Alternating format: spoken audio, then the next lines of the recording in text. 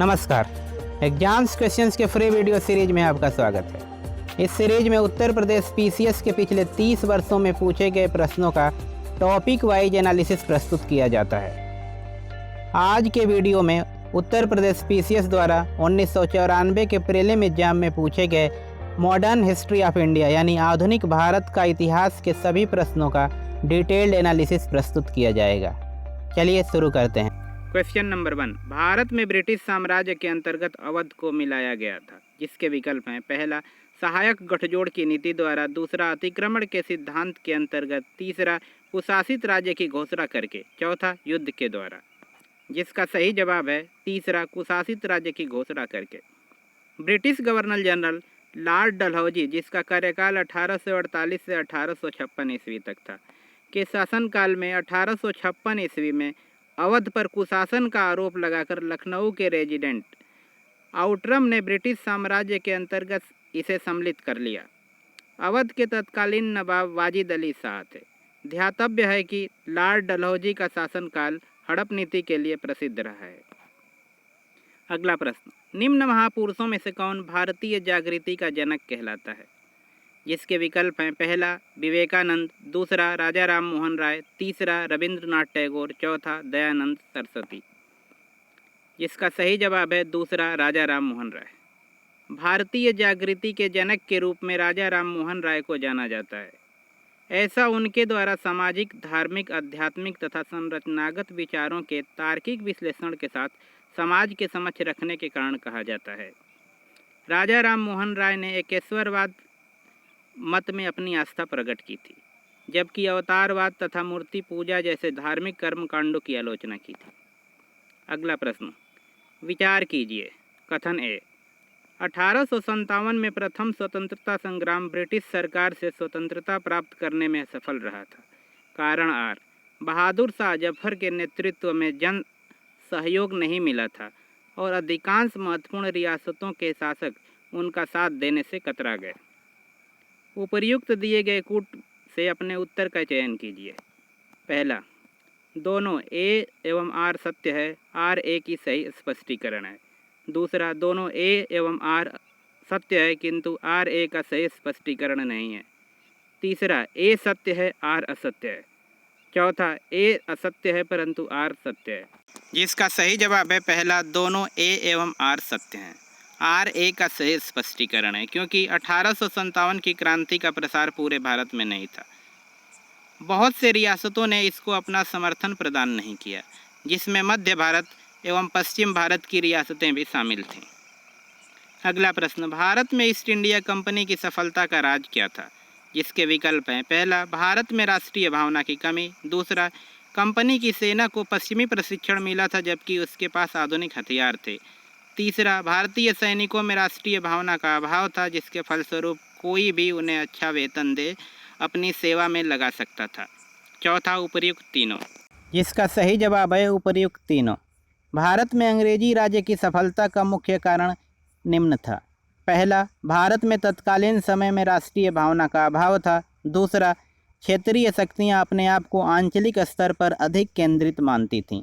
तीसरा, उत्तम प्रशिक्षण युक्त तथा नियमित सेना का अभाव था। चौथा, क्षेत्रीय शक्तियां पारस्परिक प्रतिस्पर्धा व प्रतिद्वंद्विता में अधिक व्यस्त थीं। अगला प्रश्न, रेगुलेटिंग एक्ट कब पारित किया गया था? जिसके विकल्प हैं। पहला, 1773 में। दूसरा, 1774 में। तीसरा, 1785 में। चौथा, 1793 में। जिसका सही जवाब है पहला, 1773 में। भारतीय शासन के प्रति कंपनी के अधिकारों एवं दायित्वों को विनियमित करने के उद्देश्य से रेगुलेटिंग एक्ट ब्रिटिश शासन द्वारा 1773 में पारित किया गया तथा इसे अंतिम रूप से 1774 में प्रवर्तित किया गया। इस अधिनियम का उद्देश्य कंपनी के व्यावसायिक प्रकृति को राजनीतिक प्रकृति में रूपांतरित करना था तथा उसी के अनुसार संचालन समिति में परिवर्तन भी किया गया। अगला प्रश्न, सूची 1 को सूची 2 से मिलाइए।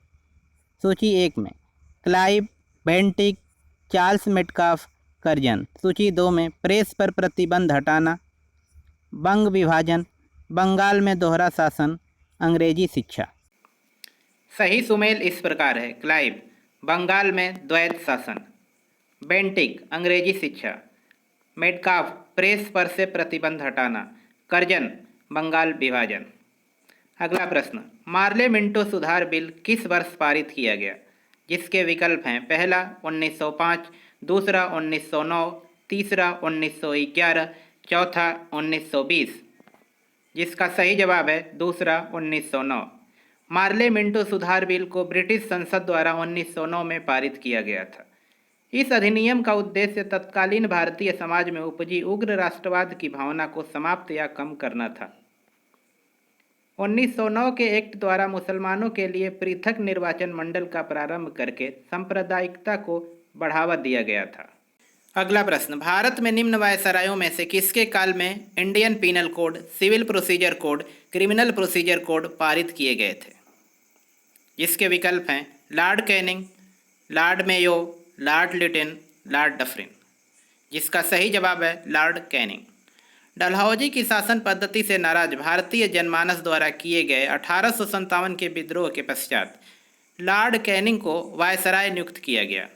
कैनिंग के समय में भारतीय दंड संहिता, दीवानी प्रक्रिया संहिता तथा आपराधिक प्रक्रिया संहिता को पारित किया गया था ताकि भारत में शासन प्रणाली को बेहतर ढंग से विनियमित किया जा सके। अगला प्रश्न, वंग भंग विरोधी आंदोलन का प्रारंभ किस तिथि से हुआ? जिसके विकल्प हैं, पहला 20 जुलाई 1905, दूसरा 7 अगस्त 1905, तीसरा 16 अक्टूबर 1905, चौथा 7 नवंबर 1905। जिसका सही जवाब है 7 अगस्त 1905। वायसराय कर्जन द्वारा बंग भंग के निर्णय की घोषणा 20 जुलाई 1905 को किया गया। बंग भंग संबंधित स्वदेशी आंदोलन तथा बहिष्कार प्रस्ताव को पारित किए जाने का निर्णय 7 अगस्त 1905 को लिया गया। बंगाल विभाजन प्रभावी होने की तिथि 16 अक्टूबर 1905 थी। अगला प्रश्न, भारतीय इतिहास में तिथि 6 अप्रैल 1930 किसके लिए जानी जाती है? इसके विकल्प हैं, पहला लंदन में प्रथम गोलमेज सम्मेलन के लिए, दूसरा असहयोग आंदोलन के लिए, तीसरा गांधी इरविन समझौते के लिए, चौथा महात्मा गांधी द्वारा दांडी मार्च के लिए। जिसका सही जवाब है चौथा, महात्मा गांधी द्वारा दांडी मार्च के लिए। भारतीय ऐतिहासिक कालानुक्रम में 6 अप्रैल 1930 की तिथि प्रसिद्ध दांडी मार्च के लिए जानी जाती है। इसी तिथि को अप्रत्यक्ष रूप से सविनय अवज्ञा आंदोलन के आरंभ की तिथि के रूप में भी जाना जाता है। इसी दिन को गांधी जी ने नवसारी जिले में दांडी में नमक कानून को तोड़ा था और ब्रिटिश सत्ता को अप्रत्यक्ष चुनौती दी थी। अगला प्रश्न, क्रांतिकारी चंद्रशेखर आज़ाद को अंग्रेजों ने कैसे मार डाला था? जिसके विकल्प हैं, पहला फांसी देकर, दूसरा मार पीट कर, तीसरा मुठभेड़ में गोली से, चौथा जीप से कुचलकर। जिसका सही जवाब है तीसरा, मुठभेड़ में गोली से। चंद्रशेखर आज़ाद का अंग्रेजों से मुठभेड़ इलाहाबाद में हुआ, जिसमें वे बहादुरी से लड़ते हुए शहीद हो गए। यह मुठभेड़ इलाहाबाद में कंपनी बाग के पास हुई थी, जिसे आज चंद्रशेखर आज़ाद स्मृति स्थल के रूप में जाना जाता है।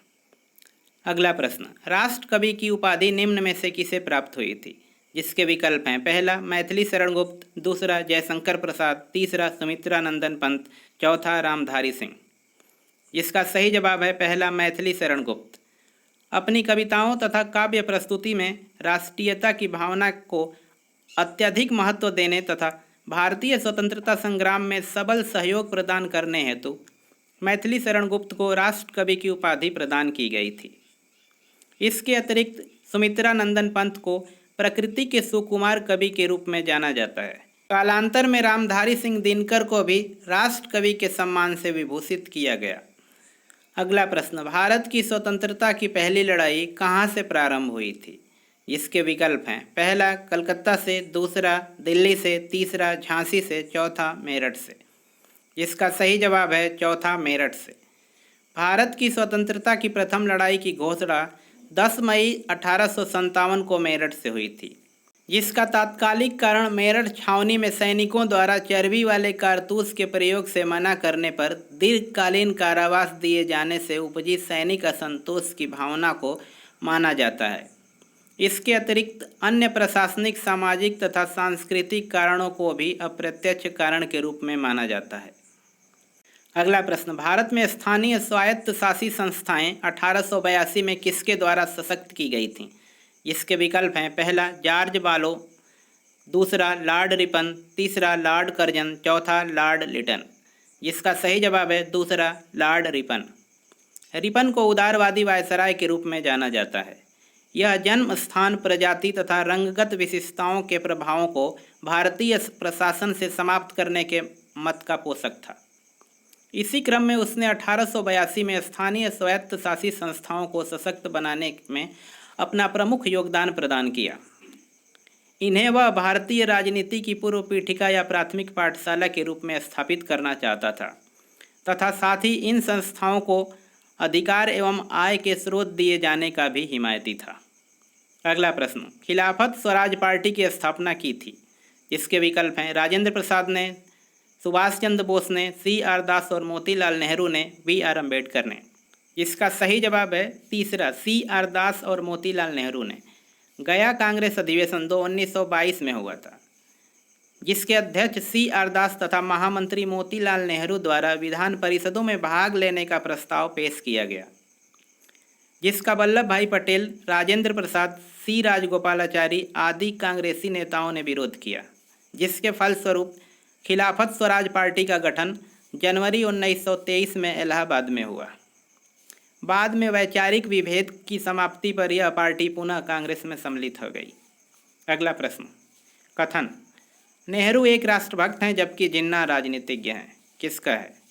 जिसके विकल्प हैं पहला मोहनदास करमचंद गांधी, दूसरा मौलाना आज़ाद, तीसरा मोहम्मद इकबाल, चौथा खान गफ़ार खां। इसका सही जवाब है दूसरा मौलाना आज़ाद। नेहरू एक राष्ट्रभक्त हैं तथा जिन्ना राजनीतिज्ञ हैं। मौलाना अबुल कलाम आज़ाद द्वारा दोनों व्यक्तित्वों के तुलनात्मक विश्लेषण के पश्चात कहा गया था। सूची 1 को सूची 2 से सुमेलित कीजिए। सूची 1 प्रार्थना समाज, ब्रह्म समाज, आर्य समाज, रामकृष्ण मिशन। सूची 2 राजा राम मोहन राय, विवेकानंद, दयानंद सरस्वती, रानाडे। सही सुमेल इस प्रकार है प्रार्थना समाज MG रानाडे, ब्रह्म समाज राजा राम मोहन राय, आर्य समाज दयानंद सरस्वती, रामकृष्ण मिशन स्वामी विवेकानंद। अगला प्रश्न, राष्ट्रीय आंदोलन की निम्नलिखित घटनाओं को कालानुक्रम में कीजिए। पहला चंपारण सत्याग्रह, दूसरा असहयोग आंदोलन, तीसरा भारत छोड़ो आंदोलन, चौथा दांडी मार्च।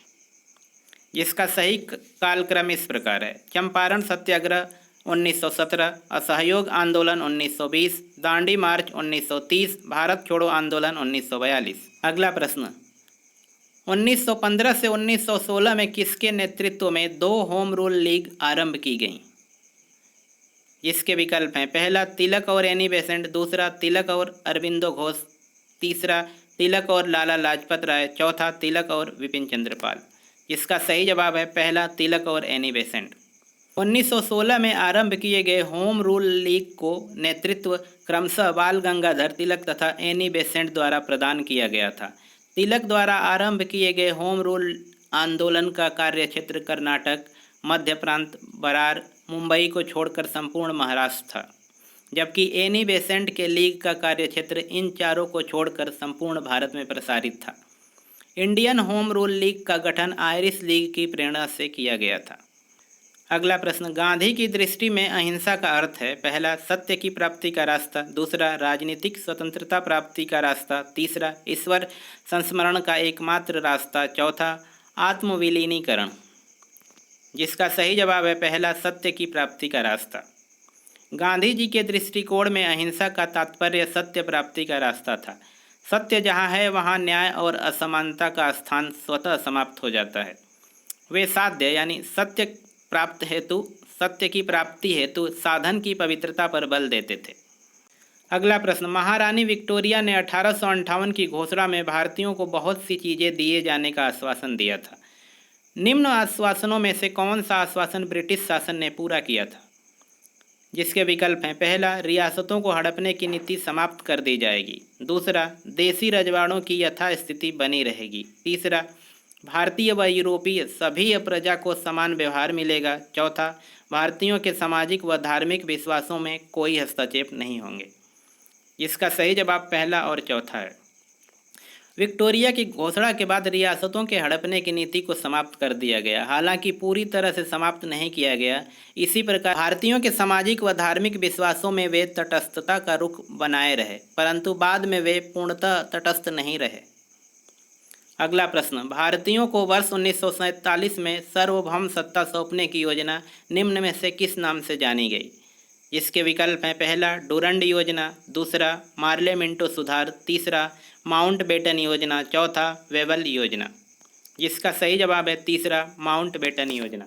भारतीयों को वर्ष 1947 में सार्वभौम सत्ता सौंपने की योजना को 3 जून 1947 की माउंटबेटन योजना के नाम से जाना जाता है। तत्कालीन ब्रिटिश प्रधानमंत्री द्वारा 20 फरवरी 1947 को लिए गए निर्णय अनुसार भारत के स्वतंत्रता के विषय में माउंटबेटन योजना प्रस्तावित की गई थी, जिसमें भारत तथा पाकिस्तान नामक 2 डोमिनियन बनाने का प्रस्ताव सम्मिलित था। अगला प्रश्न, निम्नलिखित को सही तिथिवार कालक्रम में नीचे दिए गए कोड में से चुनिए। अ राउलट एक्ट, ब साइमन कमीशन, श होम रूल आंदोलन, द गांधी इरविन समझौता। जिसका सही तिथिवार संयोजन निम्नवत है, पहला राउलट एक्ट अधिनियम 1919 में, साइमन कमीशन 1928 में, होम रूल लीग 1916 में, गांधी इरविन पैक्ट 1931 में। अगला प्रश्न, 1946 का कैबिनेट मिशन 3 कैबिनेट मंत्रियों से गठित था, निम्न में से कौन इसका सदस्य नहीं था? जिसके विकल्प हैं, पहला लॉर्ड पैथिक लॉरेंस, दूसरा एवी अलेक्जेंडर, तीसरा सर स्टैनफोर्ड क्रिप्स, चौथा लॉर्ड एमरी। जिसका सही जवाब है चौथा लॉर्ड एमरी। 1946 में ब्रिटिश प्रधानमंत्री द्वारा भारतीय राजनीति तथा अन्य समस्याओं पर विचारण हेतु अपने मंत्रिमंडल के 3 सदस्यों से गठित कैबिनेट मिशन को भारत भेजने का निर्णय लिया था। इस मिशन के सदस्य निम्न हैं, पहला भारत सचिव पैथिक लॉरेंस, कैबिनेट मिशन के अध्यक्ष, दूसरा व्यापार बोर्ड के अध्यक्ष स्टैनफोर्ड क्रिप्स, तीसरा एवी अलेक्जेंडर, नौसेना के प्रमुख, जबकि लॉर्ड एमरी कैबिनेट मिशन के सदस्य नहीं थे। अगला प्रश्न, जलियांवाला बाग हत्याकांड के लिए जिम्मेदार जनरल ओ डायर को निम्न में से किसने मार डाला? जिसके विकल्प हैं, पहला पृथ्वी सिंह आज़ाद, दूसरा सरदार किशन सिंह, तीसरा उधम सिंह, चौथा सोहन सिंह जोश। जिसका सही जवाब है तीसरा उधम सिंह। जलियांवाला बाग हत्याकांड के जिम्मेदार जनरल ओ डायर को भारतीय क्रांतिकारी उधम सिंह ने मारा था। इस हत्या का कारण वस्तुतः जलियांवाला बाग हत्याकांड का प्रतिशोध लेना भी था, क्योंकि जनरल डायर 1919 में पंजाब का लेफ्टिनेंट गवर्नर था तथा वह इस हत्याकांड का सबसे बड़ा उत्तरदायी भी था। अगला प्रश्न, 1932 में पूना पैक्ट के बाद हरिजन सेवक संघ की स्थापना हुई, इसके अध्यक्ष कौन थे? इसके विकल्प हैं, पहला जगजीवन राम थे, दूसरा घनश्याम दास बिड़ला थे, तीसरा BR अम्बेडकर थे, चौथा अमृतलाल ठक्कर थे। जिसका सही जवाब है दूसरा घनश्याम दास बिड़ला थे। 1932 में महात्मा गांधी तथा दलित वर्ग के तत्कालीन प्रमुख प्रतिनिधि के रूप में मान्यता प्राप्त डॉक्टर BR अम्बेडकर के मध्य पूना समझौता संपन्न हुआ। इस समझौते के क्रियान्वयन के फलस्वरूप हरिजन सेवक संघ की स्थापना का निर्णय लिया गया तथा इसका अध्यक्ष घनश्याम दास बिड़ला को बनाया गया था। इसका प्रमुख उद्देश्य हरिजनोत्थान था। अगला प्रश्न, 19वीं शताब्दी के दौरान होने वाले बहाबी आंदोलन का मुख्य केंद्र कहाँ था? जिसके विकल्प हैं, पहला लाहौर, दूसरा पटना, तीसरा अमृतसर, चौथा पुणे। जिसका सही जवाब है दूसरा पटना। 19वीं शताब्दी के दौरान चलाए गए बहाबी आंदोलन का प्रमुख केंद्र पटना था। बहाबी आंदोलन ईरान से प्रेरित धारणा थी, जिसका प्रमुख उद्देश्य मुसलमानों पर पड़ने वाले पाश्चात्य संस्कृति के प्रभाव को नियंत्रित करना या समाप्त करना था। भारत में इसके नेतृत्व प्रदान करने का श्रेय सैयद अहमद बरेलवी तथा हाजी मौलवी मोहम्मद को दिया जाता है। इसने जिहाद का नारा दिया। इस आंदोलन का स्वरूप पूर्णतः सांप्रदायिक था। अगला प्रश्न, 14 जून 1947 को कांग्रेस के दिल्ली अधिवेशन में भारत के विभाजन का प्रस्ताव स्वीकार हुआ। इस अधिवेशन के निम्न में से कौन अध्यक्ष थे? जिसके विकल्प हैं पहला राजेंद्र प्रसाद, दूसरा सरदार वल्लभ भाई पटेल, तीसरा आचार्य JB कृपलानी, चौथा जवाहरलाल नेहरू। जिसका सही जवाब है तीसरा आचार्य JB कृपलानी। 14 जून 1947 को विभाजन प्रस्ताव पर निर्णयन के समय अखिल भारतीय कांग्रेस के तत्कालीन अध्यक्ष आचार्य JB कृपलानी थे। इस कार्य समिति में पटेल जैसे नेताओं ने भी इसे स्थिति की व्यवस्था के रूप में स्वीकार किया, जबकि मौलाना अबुल कलाम आज़ाद, डॉक्टर किचलू, PD टंडन जैसे नेताओं द्वारा इसका प्रखर विरोध किया गया था। इसी क्वेश्चन के साथ इस साल पूछे गए मॉडर्न हिस्ट्री के प्रश्न समाप्त हुए। इसका PDF डाउनलोड करने के लिए आप एग्जाम्स क्वेश्चंस के टेलीग्राम चैनल को ज्वाइन कर सकते हैं, जिसका लिंक डिस्क्रिप्शन बॉक्स में दिया गया है। धन्यवाद।